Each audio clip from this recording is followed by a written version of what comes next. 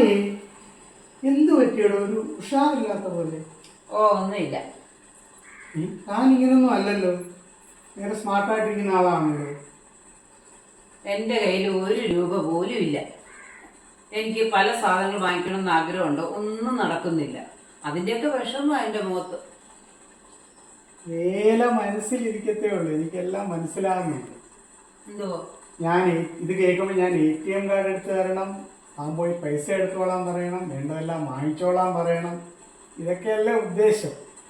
അപ്പൊ എല്ലാം കാണുന്നുണ്ട് അല്ലേ?